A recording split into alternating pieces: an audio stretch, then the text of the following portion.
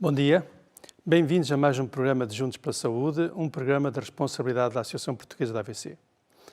No programa da semana passada abordámos a importância da medição do perímetro abdominal, que nos ajuda a distinguir os tipos de obesidade presente em cada pessoa. Uma, muito perigosa para a saúde, porque se acumula no tronco da barriga e dentro das vistas dos órgãos, é a obesidade visceral, central ou troncal, vem de tronco. Sublinhámos até a necessidade desta ser diagnosticada com precocidade e tratada com vigor, tendo em conta que está associada a várias doenças, a cancros e até à morte. Outra, muito menos perigosa, porque se acumula sobretudo nas ancas e nos membros, por debaixo da pele, é a obesidade subcutânea ou periférica. Por fim, falámos de alguns dos mais frequentes distúrbios alimentares, alguns dos quais ocasionador da obesidade. Hoje vamos falar das consequências da obesidade, da sua prevenção e do seu tratamento. Quais as consequências da obesidade? A obesidade grave costuma originar um conjunto muito vasto de alterações corporais, por vezes algumas doenças graves, e quase sempre uma enorme diminuição da qualidade de vida. E porquê? Porque as pessoas muito obesas deixam de ser capazes de realizar muitas das suas atividades diárias. E as mais obesas de todas ficam até bastante dependentes. Reparem, os grandes obesos, aqueles que têm um índice de massa corporal acima de 35 kg por metro quadrado, têm geralmente dificuldade em mover-se. Cansam-se com muita facilidade. Muitos referem falta de ar com pequenos esforços. Andam sempre a queixar-se com dores, seja nas costas, seja no pescoço, nas ancas, nos joelhos ou noutras articulações, devido ao desgaste a que estão submetidas por suportarem e transportarem tanto e tanto peso. Ao desgaste das articulações, chamam os médicos de artrose. Imagens, por favor. Aqui temos uma pessoa bastante obesa, como vocês podem verificar. Pode projetar as seguintes. Os grandes obesos andam muitas vezes deprimidos, muitos sentem-se envergonhados e discriminados. A discriminação sucede a todos os níveis, na escola, no hospital, no emprego e até a nível social. Referem com frequência a sensação de queimadura e azia no estômago, porque são atingidos pelo refluxo gastroesofágico, ou seja, ficam com o conteúdo do estômago a passear entre o estômago e o esófago, causando-lhe muita irritação. Andam sempre com as pernas pesadas devido às varizes, têm muitas vezes flebites, ou seja, têm muitas inflamações das veias, e algumas vezes tromboses venosas, ou seja, ficam com coágulos a tapar as suas veias. Muitos dos que sofrem de obesidade grave andam sempre a dormitar durante o dia e têm falta de memória, concentração, compreensão e raciocínio, porque andam há anos a dormir muito mal. O peso e a pressão que a sua barriga exerce sobre os pulmões, quando deitados, e a apneia de sono, são duas das causas mais frequentes de andarem sempre a dormitar ou com falta de memória ou de concentração. E o que é isto da apneia de sono? Questionam vocês.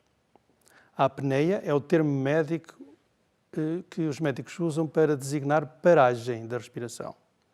A apneia do sono significa, portanto, paragem ou paragens da respiração durante o sono, devido à obstrução da passagem do ar a nível da glote quando estão a dormir. A glote é esta zona aqui. As pessoas com apneia de sono costumam roncar muito, têm o sono muito superficial e por isso não descansam nada bem durante o tempo em que estão a dormir. Num programa futuro, esta doença irá ser mais esmiuçada. Imagens, por favor. Aqui temos um senhor que sofre de apneia do sono e que tem um aparelho, como vocês veem, que está conectado ao nariz e permite-lhe empurrar o ar a fim de compensar a obstrução que tem a nível da glote. Isto simboliza aquela esposa que está muito feliz, finalmente, porque consegue dormir, já não tem o ronco que o marido costumava ter quando não usava aquele aparelho. Alguns grandes obesos podem apresentar dores na barriga sempre que se esforçam, porque são atormentados pelas hérnias abdominais, ou seja, ficam com áreas da parede da barriga muito enfraquecidas, através das quais podem passar partes do intestino que se alojam debaixo da pele. Digamos que ficam com as partes do intestino a fugir por buracos surgidos na parede abdominal. Os obesos em geral e os grandes obesos em particular sofrem ainda frequentemente de diabetes, de hipertensão arterial, de colesterol elevado, gota, cataratas e pedra na vesícula. Têm mais vezes infarto de miocárdio, angina de peito, acidente isquémico transitório, o AIT, e acidente vascular cerebral, o AVC, do que a população não obesa. A pancreatite aguda, ou seja, a inflamação do pâncreas, é bem mais comum nos obesos, como aliás são também certos cancros como o do útero, da mama ou do cólon. Os obesos graves costumam ter dificuldades em ter filhos e as obesas são também mais inférteis. Podem apresentar irregularidades menstruais e os seus filhos têm mais anomalias fetais à nascença. Todos os obesos mais graves, que sofrem de obesidade visceral, costumam ter todos os seus órgãos infiltrados com gordura, o que não é nada bom. E se os grandes obesos tiverem que ser operados? Vai ser uma aflição para os profissionais de saúde. Esses doentes suscitam, na verdade, uma enorme apreensão, uma enorme preocupação, porque a operação em si, a anestesia e o período a seguir à intervenção cirúrgica são muito mais complicados. Existe uma grande possibilidade das coisas correrem mal. Depois lá vem uma notícia nos jornais ou nas televisões dizendo que os médicos são uns desleixados, uns incompetentes. E as cerca de 120 mil pessoas que sofrem de obesidade mórbida, a obesidade mais grave, mais doentia, mais sinistra, mais sombria e mais ameaçadora de vida. O que dizer destes doentes? Reparem nestas imagens da obesidade gravíssima, que nós chamamos mórbida. Em termos técnicos, são aqueles que têm um índice de massa corporal acima de 40 kg por metro quadrado. Respiram quase sempre mal, cansam-se com uma facilidade inimaginável e muitos já sentem muitas limitações na sua vida diária. Os ainda mais pesados mal se conseguem mexer. Precisam de ser ajudados na maior parte das suas tarefas, não conseguem tomar banho, muitos até nem conseguem andar, não têm roupa que lhes sirva, não conseguem passar por certas portas, não entram em carros, as camas têm que ser reforçadas, etc, etc. Enfim, ficam prisioneiros no seu próprio corpo. Como devem sofrer estas pessoas e como algumas devem desejar a morte. Para agravar toda esta situação, a maioria delas acarreta consigo muitas das várias doenças de que há pouco falei. Não façamos, pois, quaisquer juízes de valor. Não os discriminemos. Lembremos que este tipo de obesidade é uma doença, ou melhor, um conjunto de doenças. Olhemos para eles com carinho e compreensão. Ajudemos sempre que for preciso. Por todas estas razões, é facilmente compreensível que aqueles que sofrem de obesidade grave e de obesidade mórbida morrem cedo e muitos em idades relativamente jovens. Como é que podemos prevenir a obesidade? Se está em risco de ser obeso, por estar já com excesso de peso, ou se é um obeso ligeiro e não quer ser ainda mais obeso, tem de respeitar os seguintes 12 passos. Todos dependentes da sua vontade ou da sua motivação. Primeiro passo. Opte por uma dieta equilibrada, de preferência pela dieta mediterrânica. Segundo passo. Aprenda a compreender a informação nutricional descrita em cada alimento, uma realidade não compreendida por mais de 40% dos portugueses. Aprenda a conhecer quais os alimentos que têm mais calorias, mais gorduras, mais sal e mais açúcar. Olhe sistematicamente para o valor nutricional de cada alimento ou de cada bebida e escolha ingerir os menos calóricos e os mais saudáveis. De um modo geral, deve fugir da maioria dos alimentos industrializados e das refeições congeladas ou pré-confeccionadas. Esta é uma das medidas mais sensatas que pode ter. Terceiro passo. Escolha os alimentos que mais o sacie, que mais o satisfaça ou que mais o encha. O que é que eu quero dizer com isto? Todos sabemos que se comermos doces, bolos, bolachas, batata, arroz, massa, pão branco, pão de forma, não integral, claro, bebidas doces, entre outros, é certo e sabido que passado uma hora estamos com uma fome terrível, mesmo que comamos uma grande quantidade de cada um desses alimentos. E porquê? Porque esses alimentos são rapidamente transformados pelo corpo, mais precisamente pelo fígado, em glicose, ou seja, açúcar, que ao aparecer no sangue vai ocasionar um aumento enorme de insulina no sangue. Este aumento de insulina, este pico de insulina, tem a finalidade de fazer diminuir essa tão grande quantidade de açúcar, entretanto ingerida. Só que esse mesmo grande aumento de insulina no sangue vai também ocasionar fome, muita fome, e por arrasto vai fazer com que coma mais. Mas se nós comermos arroz integral, massa integral, pão integral ou pão escuro, muitos tipos de legumes, hortaliças, leguminosas, oleaginosas ou quaisquer outros alimentos ricos em fibras, a transformação destes alimentos em glicose, portanto, em açúcar, vai ser mais lenta e os níveis de açúcar no sangue vão ser muito mais baixos, pelo que o corpo, ou melhor, o pâncreas, não vai precisar de fabricar tanta insulina para fazer baixar esses níveis de açúcar. Fica com menos fome e esta surge mais tarde. Sendo assim, na próxima refeição vamos, obviamente, ingerir menos alimentos. Se está em risco de engordar ou não quer engordar mais, rejeite, portanto, todos os alimentos rapidamente absorvidos e rapidamente transformados em açúcar no corpo. Quanto mais ingerir este tipo de alimentos, com mais fome fica e mais vai engordar. Os alimentos que mais rapidamente se transformam em glicose, ou açúcar, são aqueles que têm um elevado índice glicémico. O índice glicémico é um conceito para memorizar. Mas o que é isto de alimentos com elevado índice glicémico? Pergunto a vocês uma vez mais. São os alimentos que se transformam rapidamente em açúcar no corpo, ou, por outras palavras, são os alimentos que aparecem mais rapidamente no sangue, sob a forma de glicose ou açúcar. Para saber quais são, tem que ir à internet, colocar a frase alimentos com elevado índice glicémico, ou então consultar um nutricionista.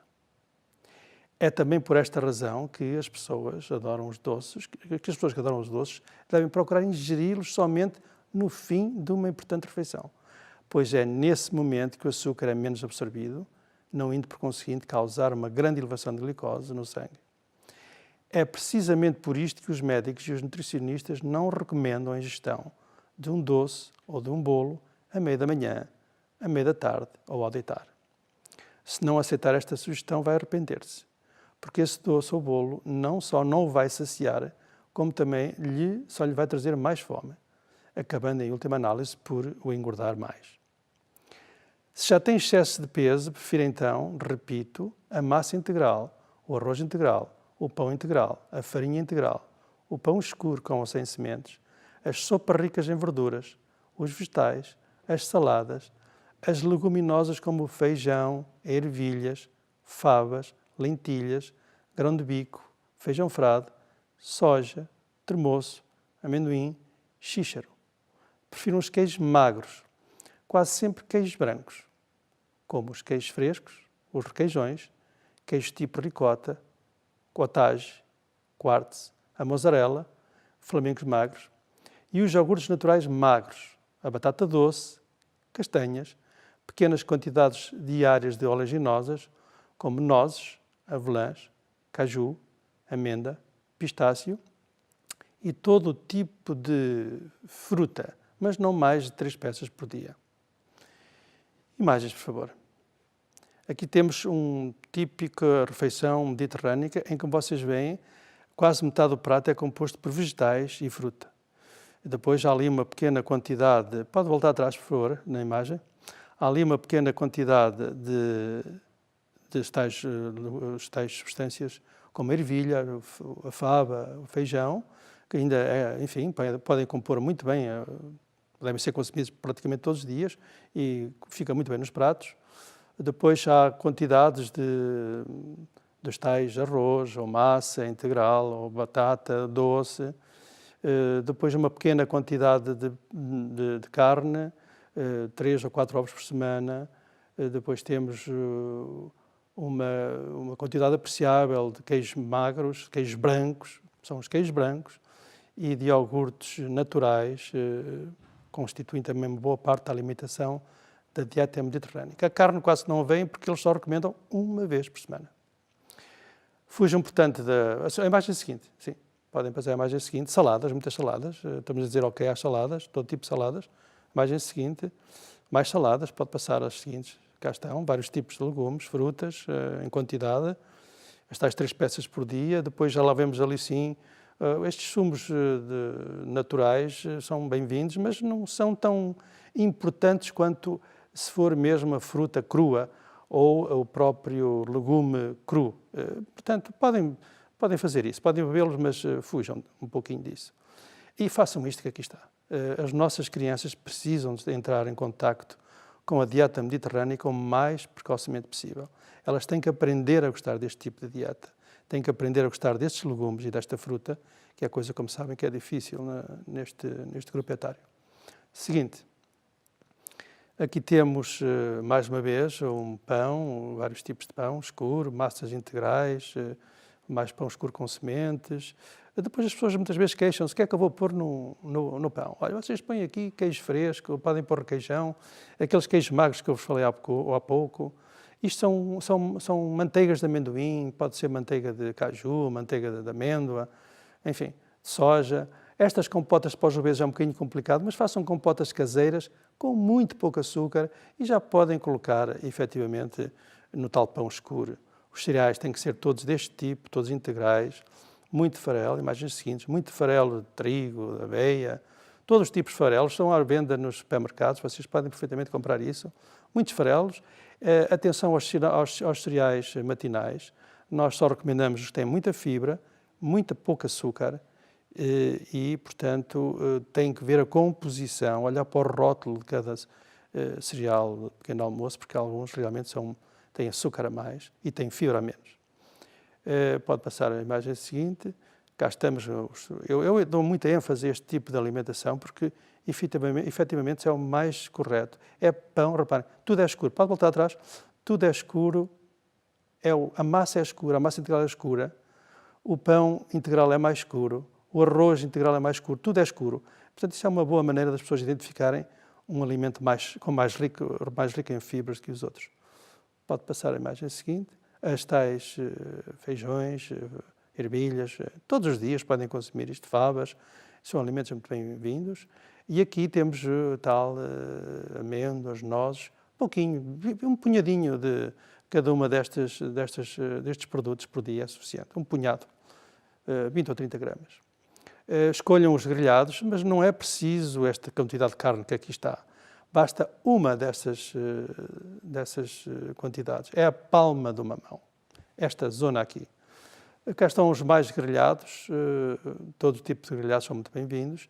Aquela imagem do frango era só para vos dizer que tudo o que é queimado tem que ser retirado. Se este frango que está em churrasco, que é uma boa maneira de cozinhar, estiver com zonas pretas, zonas queimadas, retirem-nas. E toda a pele deste frango, aliás, toda a pele das carnes brancas, tem que ser retirada, não deve ser consumida. Avançar. Peixe, todos os dias peixe, não há quase dia nenhum que nós não possamos comer peixe, mas cuidado com os peixes que nós temos a comprar. Especiarias e ervas aromáticas em grande, em força, e cá estão os tais queijos brancos, os iogurtes naturais, fazem muito parte da nossa dieta mediterrânica. Seguinte, o azeitinho, tem que consumir azeite para temperar, como eu disse num programa anterior, extra virgem, e o azeite para cozinhar, azeite virgem, são os mais adequados. Reparem esta quantidade brutal de carne vermelha. Não só a dieta mediterrânica só preconiza uma vez por semana, como esta quantidade é brutalmente grande. Isto dá à vontade praticamente para 4 pessoas. E nós estamos habituados a colocar isto para uma pessoa. Doces, rejeitem estes doces, e doces todos industrializados, como é este caso. Próximo. Este tipo de gomas que os miúdos adoram, que os avós adoram comprar, isto não pode ser dado às nossas crianças. Prefiram os cozidos, em especial, pode passar, penso que é a imagem seguinte, feitas no cozido a vapor, como vem na imagem ao lado esquerdo, ou, já teve muito em voga, mas o cozimento em panela de pressão preserva muito mais os nutrientes. São as duas melhores formas de cozer. Os assados são estes, em que a gordura não entra em contacto com o produto que está a ser assado. Cai. E não utilizem, por favor, os assados em frigideiras ou em chapas. É uma má maneira de se cozinhar. Mais um exemplo do lado esquerdo que é perfeito, que é uma assadura, e do lado direito é uma assadura em tabuleiro, que nós também desaconselhamos, porque todo aquele conteúdo de gordura fica retido naquele tabuleiro, dá imenso gosto, eu sei, à comida, mas tem a potencialidade de ser prejudicial. Fujam da batata, das massas e do pão branco, do pão de forma, dos doces, dos bolos, molhos industriais. Já disse há pouco, pele das carnes brancas, como o frango, galinha, pato, coelho. Evitem todo o tipo de biscoitos, bolachas, chocolate, sorvetes, bolos de pastelaria ou outros. Rejeitem a grande maioria dos cereais de pequeno almoço refinados e cheios de açúcar. Rejeitem as gorduras saturadas e as gorduras trans, contidas nas bolachas, nos biscoitos, nos croissants, nos donuts, noutros bolos industriais, nas pipocas micro-ondas, nas margarinas, salgadinhos, batatas fritas industriais, macarrão instantâneo, que felizmente não é muito em voga em Portugal, nas refeições congeladas como as pizzas e lasanhas, salsichas. A Organização Mundial de Saúde ainda recentemente manifestou a intenção de eliminar do mercado todos os alimentos com gorduras trans, porque aumentam em mais de 20% a possibilidade das pessoas desenvolverem doenças cardíacas e de morrerem prematuramente. Desprezem ainda os hambúrgueres, as refeições pré-confeccionadas, todos os produtos de charcutaria, uma boa parte dos alimentos com prazo de validade, as manteigas, os queijos, o leite e iogurtes gordos, caldos concentrados, as delícias do mar, os nuggets, os molhos industriais, em especial o ketchup e a maionese, os aperitivos industriais, os folhados, etc.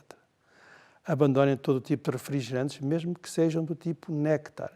Prefiram os cozidos e grelhados, como eu disse há pouco, os salteados, os guisados e refogados com pouca gordura e evitem as frituras e todos os tipos de fritos, portanto, todos os panados, mesmo vegetarianos, os guisados e os assados em tabuleiro. Lembrem-se que 1 grama de gordura tem 9 calorias, nada engorda mais. Outra dica que promove a saciedade é o de ingerir meio litro de água antes das refeições.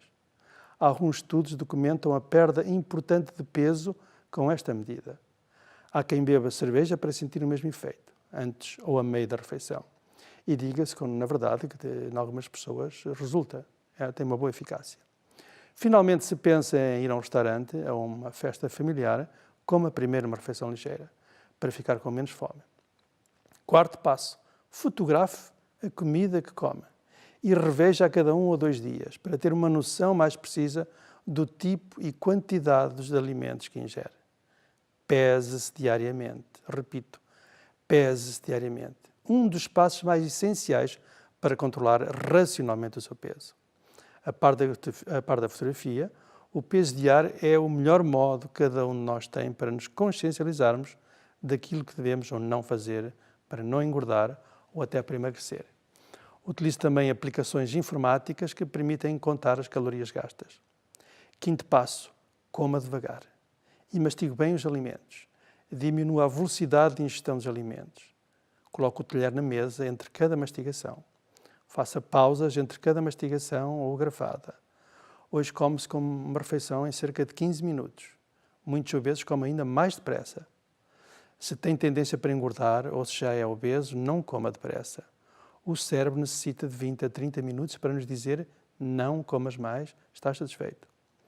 Em algumas pessoas pode ser preciso mais tempo ainda. Comer demasiado depressa, ainda por cima, ou olhar para qualquer ecrã, é um dos maiores erros que se pode cometer. Distrai de tal maneira o cérebro que este fica preguiçoso em lhe dizer não comas mais. As pessoas que comem devagar têm muito menos tendência para engordar, acreditem. Sexto passo, compre somente os alimentos destinados à confecção das refeições de cada dia e evite a acumulação de produtos alimentares em casa. Quantos mais alimentos tiver em casa, mais é tentado a comer. E lembre-se que longe da vista, longe da mente, longe da boca. Sétimo passo, tenha uma atividade física regular, respeitando as recomendações da Organização Mundial de Saúde. Isto é, efetue no mínimo 150 minutos de exercício físico de intensidade moderada ou 75 minutos de atividade física intensa por semana. Uma alternativa, pratiquem qualquer desporto durante esse mesmo período de tempo, mas de preferência mais tempo ainda. Se já for obeso, pode precisar, como disse, de mais tempo de atividade física. Inclua toda a atividade física que lhe dê mais prazer, mormente a jardinagem, a pequena agricultura, o ginásio, a dança, a caminhada, a natação, a hidroginástica, a bicicleta, etc. Utilize todos os estratagemas que o levem a ter mais esforço físico, como andar a pé, subir as escadas, ajudar a limpar a casa, lavar o carro, levantar-se várias vezes da secretária ou do sofá, passear o cão, etc. Outro conceito que gostaria que retivessem e que está completamente interligado com a atividade física é o seguinte: o corpo humano é um poupador de energia. O que é que eu quero dizer com isto? Se nós ingerirmos um pastel de nata, que tem cerca de 250 calorias, necessitamos de aspirar a casa ou caminhar ou subir as escadas durante 30 minutos. Se nós ingerirmos um hambúrguer com 100 gramas, que tem cerca de 350 a 450 calorias, necessitamos andar 8 a 10 quilómetros. Se nós ingerirmos metade de uma pizza média com bastante queijo, que tem cerca de 800 calorias, necessitamos de correr 90 minutos ou jogar uma partida de futebol ou jogar 90 minutos de ténis para consumir toda essa energia ingerida. Não pense, portanto, andei meia hora de bicicleta, já posso comer mais. Ou, pelo contrário, comi muito, mas agora vou desfazer o que comi andando a pé ou de bicicleta meia hora. Nada mais errado, nada mais enganoso. Oitavo passo. Para ter uma atividade de vida saudável, durma cerca de 7 a 8 horas por dia, não menos 6 e não mais 9. A acreditar nos estudos científicos que comprovaram a importância de um sono reparador com essa duração na redução do peso. Deixe de fumar, mas tome nota que vai ter tendência para engordar. Controle o stress, a ansiedade. Fuja dos medicamentos que possam aumentar o apetite ou retirar a força física ou força de vontade. Muitos dos remédios para dormir ou para tratar a ansiedade ou a depressão, ou a dor, ou a alergia, ou a diabetes podem aumentar o peso. Por diversas razões. Só a insónia, a ansiedade e a depressão mais graves devem ser tratadas com estes medicamentos. Em Portugal existe um claro exagero na toma de medicamentos para essas doenças. Nono passo. Procure apoio da família e dos amigos. Procure em especial ajuda de pessoas com o mesmo tipo de problema. Procure o apoio de grupos ou comunidades com história comum de sobrepeso ou obesidade. Esse apoio pode ser precioso. 10º passo. Controle a sensação de fome, decorrente do aumento da acidez gástrica tão frequente nos obesos. Como já atrás foi dito, a maioria dos doentes obesos sofre de refluxo gastroesofágico, com a consequente sensação de queimadura na região do estômago. Essa sensação é habitualmente interpretada como sensação de fome. Esta falsa sensação de fome, surgida habitualmente à volta de 1 hora depois de cada refeição, faz com que as pessoas acabem por ingerir mais comida, porque sabem que se o fizerem, vão fazer desaparecer essa sensação, pelo menos temporariamente. Muitas pessoas até sabem que se ingerirem certo tipo de alimentos, ficam com essa sensação de queimadura muito mais marcada, mais intensa, 1 a 2 horas depois de os ingerirem. Se for esse o seu caso, evite esses alimentos, ou então recorra ao seu médico para tratar esse sintoma tão desagradável decorrente do refluxo gastroesofágico. O controle da acidez ou desta enganosa sensação de fome reputo ser de maior importância. 11º passo. Limite o uso de bebidas alcoólicas a 2 cervejas ou 2 copos de vinho tinto de 150 ml por dia, se for homem, e metade dessa quantia se for mulher. O álcool em excesso, independentemente da bebida que ingira, engorda e muito. 1 grama de álcool tem 7 calorias. 1 grama de hidratos de carbono tem 4 calorias. 12º passo. Lute para que as autoridades e decisores políticos tomem as medidas que o ajudem a corrigir o seu excesso de peso e o flagelo da obesidade. Daria um grande contributo se obrigasse os refeitórios das escolas, das universidades, dos hospitais e de todos os organismos públicos, onde houvessem refeitórios e, por que não, os refeitórios das empresas, incluindo os hotéis, entre outros estabelecimentos, a introduzir cada vez mais dietas saudáveis nas suas emendas. A restauração deveria ser sensibilizada e encorajada a implementar a dieta do tipo mediterrâneo. A fiscalidade e a taxação deviam ser menos pesada para todos os alimentos saudáveis e para os restaurantes amigos da dieta mediterrânica. A fiscalidade e a taxação deveriam ser mais pesadas para todos os alimentos não saudáveis e para os restaurantes inimigos da dieta mediterrânica, desde o licenciamento ao IVA da alimentação. Certo tipo de comida industrializada deveria ser desincentivada, restringida e outra até proibida. Do mesmo modo, a publicidade de certo tipo de alimentos industrializados deveria ser reprimida e a publicidade alimentar enganosa deveria ser punida. Poderiam obrigar a uma informação nutricional mais clara, perceptível e legível. poderiam promover ações de educação alimentar em diferentes populações, levando em consideração o valor nutricional dos alimentos mais consumidos ou informando as pessoas quanto aos alimentos mais aconselháveis ou mais desaconselháveis, etc, etc. Por hoje é tudo, espero que tenham gostado e até à próxima semana.